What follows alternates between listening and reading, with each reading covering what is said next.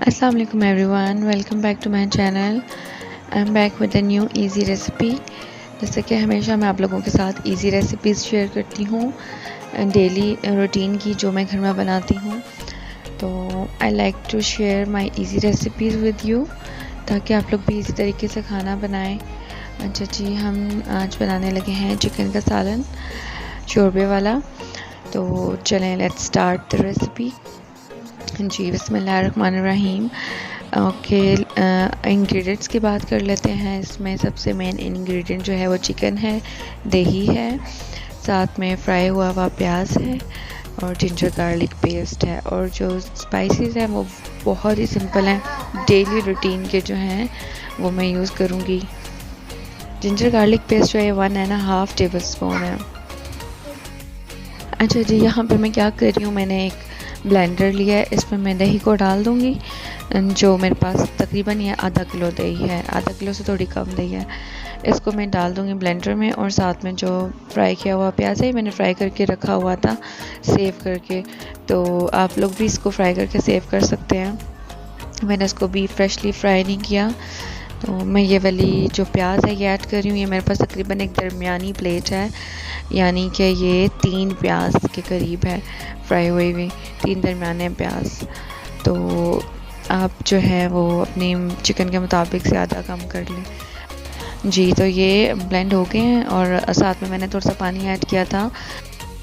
अच्छा जी, जिस बर्तन में सालन बनाना है उसमें मैंने 1 कप ऑयल डाल दिया है। ऑयल को थोड़ा सा गर्म होने दें और साथ में मैंने 1.5 table spoon ginger garlic paste जो है वो डाल दिया है। इसको डाल के आपने इसको फ्राई करना है, बिल्कुल लाइट सा फ्राई करना है, क्योंकि इसमें हम चिकन डालेंगे। और अगर वैसे फुल फ्राई करेंगे तो चिकन के साथ ये बिल्कुल ब्लैक हो जाएगा, क्योंकि लहसुन बहुत जल्दी जल जाता है। तो इसको हमने सिर्फ लाइट सा फ्राई करना है और साथ में ही हमने इसके ना चिकन ऐड कर देना है। चिकन को आपने फ्राई करना है 4 to 5 मिनट्स बस, क्योंकि जब हम इसमें मसाले और दही ऐड करेंगे तो फिर हमने इसको फुल कुक करना होगा। और अगर हम इसे अभी फुल या हाफ़ कुक कर लेंगे तो ज़्यादा कुक करेंगे तो फिर ये बिल्कुल टूट जाएगा।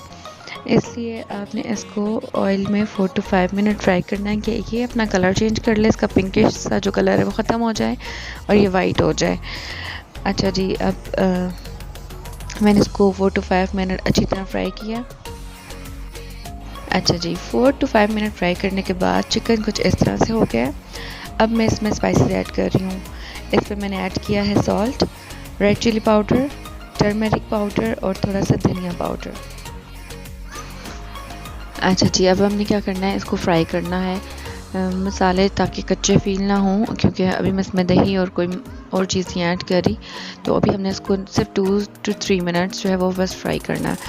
फ्राई करने के बाद मैं इसके अंदर जो दही वाला मिक्सचर है, दही और प्याज वाला, वो ऐड कर दूंगी और इसे थोड़ी देर के लिए पकने के लिए छोड़ दूंगी। यहाँ पे मैंने वो मिक्सचर ऐड कर दिया है। अब मैं इसे अच्छी तरह से मिक्स करके थोड़ी देर के लिए हल्की आंच पे छोड़ दूंगी।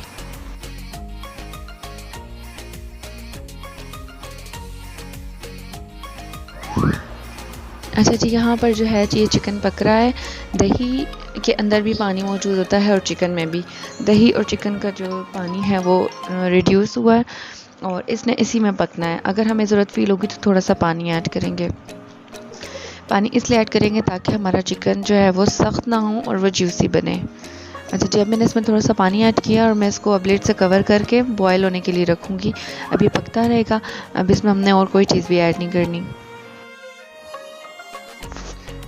अच्छा जी, याद रहे कि आंच को आपने बिल्कुल स्लो रखना है, तेज़ नहीं रखना। तेज़ रखेंगे तो आपका मसाला जल जाएगा, और क्योंकि हम इस पर लिड जो है वो रख के इसको पकाएंगे।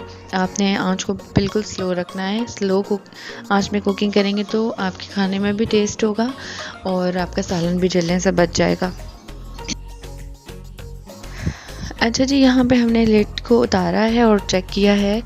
हमें जितना शोरबा चाहिए था उतना ही है, ना ज़्यादा पतला है और ना ज़्यादा थिक है। लेकिन एक चीज़ ये चेक करनी है कि चिकन में कोई कसर तो नहीं है। तो उसके लिए मैं करूँगी कि एक पीस लूँगी और उसको छुरी से या फोक से चेक करूँगी। तो अगर मुझे लगेगा कि थोड़ी सी कसर है तो मैं उसमें थोड़ा सा पानी ऐड करके इसको हल्की आंच पे रखूँगी ताकि चिकन जो है वो फुली कुक हो जाए। यहाँ पे मुझे फ़ील हुआ था कि चिकन में थोड़ी सी कसर है तो मैंने उसको दोबारा लिड से ढका है, कवर किया और 2 मिनट्स के लिए दोबारा मैंने हल्की आंच पे रखा है।